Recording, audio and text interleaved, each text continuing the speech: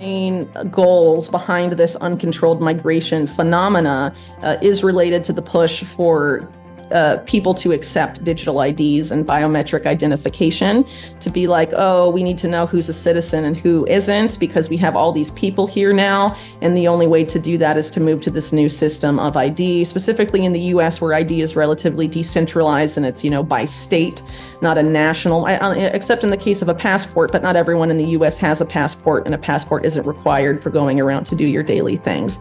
So I think digital ID is going to be definitely a part of the solution offered to the migration situation. And then I also think there's probably some other things in there as well in terms of, destabilizing urban centers and, just destabilization in general. That way the state can come in and offer various solutions, whether it's digital ID or really whatever they want to stabilize. And that could be things from increased police state behavior. It could really include a lot of different things. But I think digital ID is going to be a big part of it. And I think, sort of this banking the unbanked financial, making this global interoperable cross-border finance system, of which CBDCs are a big part, but definitely not the only part. And, the BIS going through these CBDC trials, multi-CBDC trials and all of this. It's all about building this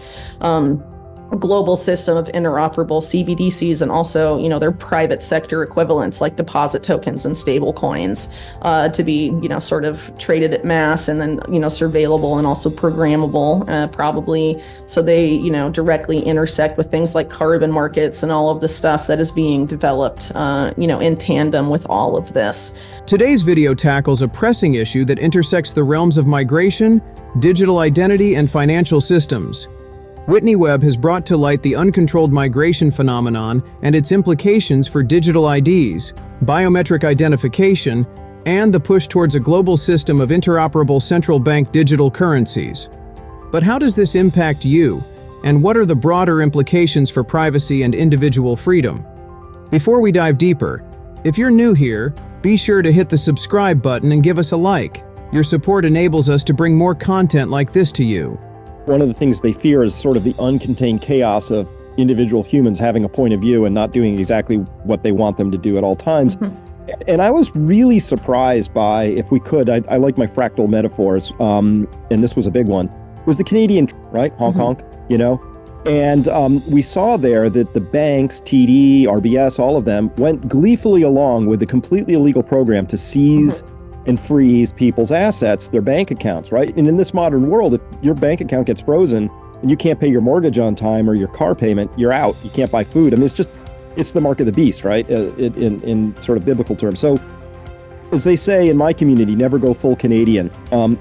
What happened to Canada in that moment? Are they a test bed, or did they go authentically, nuts? No, I think the same policies we saw enacted in Canada during that point of time are being piloted around the world. A good example of this would be a public-private partnership managed by the World Economic Forum called the Partnership Against Cybercrime, which involves the FBI, the Secret Service, and the Department of Justice are all members, and they're essentially pursuing these same related efforts to clamp down on what they define as illicit financial activity under the guise of being cybercrime. But they also say, for example, in their documentation, that people that publish misinformation online can be deemed cyber criminals, have their finances seized, and things of this nature. And obviously that's very concerning going forward. And a lot of these entities propose that banks work directly with intelligence agencies and essentially fuse their operations as it relates to information sharing and analysis. And this is obviously an insane overreach, but it's already happening. For example, Bank of America is a member of that same partnership against cybercrime with the FBI. And on January 6th, Bank of America shared illegally bank activity details with the FBI and Secret Service so they could go and arrest people that were there on January 6th. So they're already doing that kind of collusion, and they're involved in these partnerships that are not technically overseen by anything involving the US government, but parts of the US government are members. It's one of these global public-private partnerships. And in that particular group is very concerning for another reason, in that they say that one of the ways they need to meet their objectives is by doing things that are currently not legal. That they may need to go beyond things that are currently deemed illegal in order to meet their objectives, which is very telling. But that's essentially where we stand with a lot of these commercial banks. And really historically, for example, if you look at the rise of U.S. intelligence, Wall Street was always an important part of that story. For example, the Dulles brothers, Allen Dulles, one of the most well-known CIA directors of the early CIA era, is from Sullivan and Cromwell, which is a big Wall Street law firm, for example. And there's been various CIA connections with banks, some of the biggest banks over the years. And it's essentially what we're seeing is an effort to really fuse a lot of these different things together, bring together Wall Street banking regulators and intelligence agencies. And this was actually laid out by the Carnegie Endowment, which was run at the time by William Burns, who is now CIA director under Biden. And the chair of the Carnegie Endowment is, I believe it's Penny Pritzker, who's essentially responsible for Obama's career and like a big influencer and big bundler for the Democrats specifically. And they essentially gamed out with the World Economic Forum and some of the biggest central and commercial banks in the world how a cyber attack on the financial system would necessitate this fusion of these different entities. So we'll see what happens. There has been a lot of talk of different cyber attacks happening this year from the WEF and from other entities. And what better way for, the financial system, which is sort of on its way to ruin anyway, to absolve themselves of any wrongdoing and point the finger at faceless hackers and then come back as this, newly created financial, completely digitized, financial sector that's openly sharing information with, intelligence agencies and all of that for our security. There's a lot of different initiatives that have been happening in the space for years, and they seem to all kind of be pointing in the same place, which ultimately at the end of the day is centralized power and the end of privacy, and specifically financial privacy. The concept of digital IDs and biometric identification isn't novel, but the rationale behind its accelerated adoption is multifaceted. Webb highlights how these measures are often portrayed as solutions to issues like uncontrolled migration, under the guise of national security and public order. However, the underlying motives may lean more towards surveillance, control, and the erosion of privacy. Moreover, the recent Canadian trucker protest serves as a stark example of how rapidly financial autonomy can be compromised.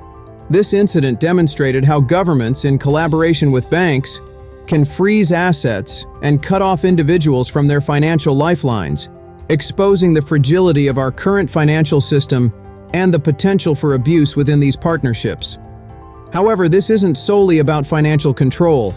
It provides a glimpse into a future where banks and intelligence agencies could freely share information, further blurring the lines between government and corporate power. This fusion could pave the way for a world where financial transactions are not only monitored, but potentially controlled and restricted based on one's behavior or political stance.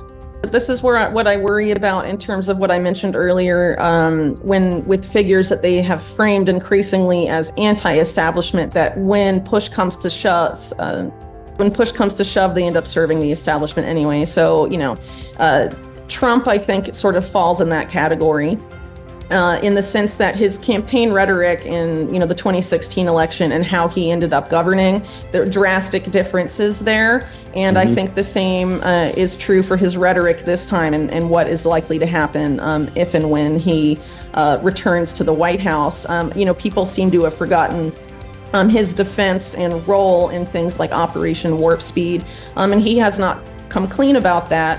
Or his role in, early lockdowns, mandates, how his administration created a pre-crime program at the Department of Justice called DEEP that was later weaponized against his own supporters and will likely be weaponized against his supporters in the future. Him putting people like John Bolton in as national security advisors after campaigning on being an anti-neocon. being framed by his supporters as not having started any new wars, but there were several attempts to do coups in places like Venezuela and elsewhere, which obviously is not going to solve things like the migrant issue in the Americas, many of whom come from Venezuela. Obviously, a coup there would probably, in violence, would, lead to more disruption, among other things. The wall was not built, et cetera, et cetera. And I think, people assume, especially because of how he has seemingly regained a lot of this anti-establishment credibility in recent months because of the efforts to remove him from the ballot and things like that.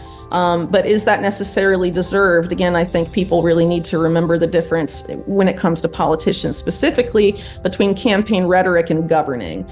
When Trump was in power, he defaulted to other people around him, specifically people that weren't in cabinet posts, even like Jared Kushner and his daughter Ivanka, for example, and putting in people like William Barr, who's a career CIA mop-up man, in the role of Attorney General. I think things are so dire at this point that can we really hope that Trump will be different this time around?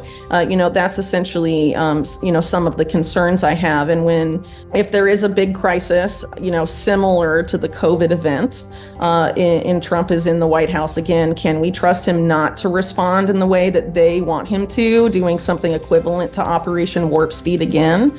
Frankly, I think the power elite in the United States have consistently been very concerned with a conservative right because, they have the lion's share of gun ownership in the United States. So in order to, I don't think they're under a Democrat administration ever going to go and try and take the guns. What they want is that significant segment of the population to be acquiescent and compliant. And the best way to do that is to make them think that they have won. As we delve into the complexities surrounding digital IDs, CBDCs, and financial surveillance, it becomes apparent that these issues extend far beyond mere policy changes. They delve into fundamental questions concerning freedom, privacy, and the role of government in our lives. The recent Canadian trucker protest serves as a poignant example, shedding light on the broader implications of these policies and revealing a concerning trajectory towards centralized control and diminished individual rights. Furthermore, Webb's insights into the political landscape serve as a stark reminder of the importance of scrutinizing our leaders' actions versus their rhetoric. The potential resurgence of figures like Trump, known for supporting expansive government measures such as Operation Warp Speed, raises questions about the genuine prospects for change within the established political framework. In an era where digital technology holds both promise and peril, the path we choose now will define the future of our digital identity and financial freedom. It's imperative to stay informed, question the narratives presented by those in power, and advocate for a future where technology empowers rather than controls the individual. Thank you for watching Unscripted Crypto. If you found this video insightful, please give us a like, subscribe for more deep dives, and share your thoughts in the comments below. Until next time, stay curious and stay critical.